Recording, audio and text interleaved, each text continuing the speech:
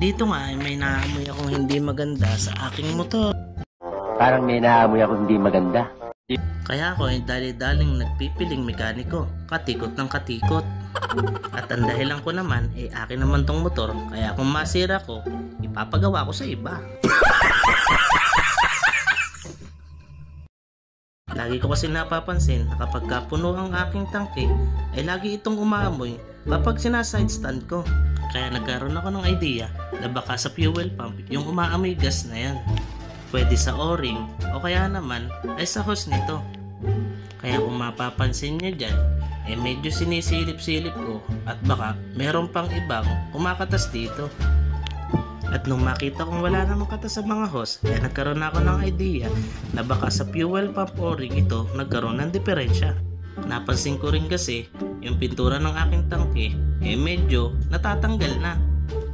At sa pagkakataon yan, bumugad nga sa akin ito. Sira ang o-ring ng fuel filter ko. Kaya ang gagawin ko dyan ay pupunas-punasan ko muna yan, lilinisan ko bago ko ilagay ang bagong o-ring ng ating fuel pump. Buti na lang at nung bumili ko ng fuel filter ay meron ng kasamang o-ring, kaya meron na akong gagamitin. Pero kung gusto nyo ng ganyan, may mabibili naman dyan sa ating yellow basket. Nice. Merong o-ring lang at meron din kasamang fuel filter. Sa paglalagay naman ng o-ring, sobrang basic lang nito.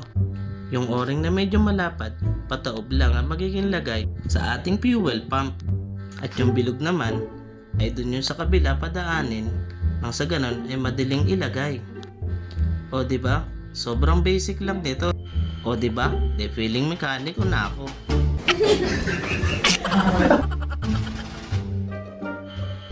Sa pagbabalik naman nito, kung paano nyo siya tinanggal, ganun nyo lang din ibabalik.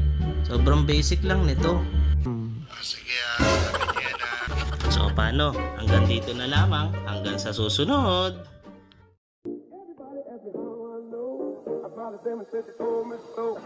Everybody ask me how I know. I smiled at them and said she told me so. Everybody ask me how I know.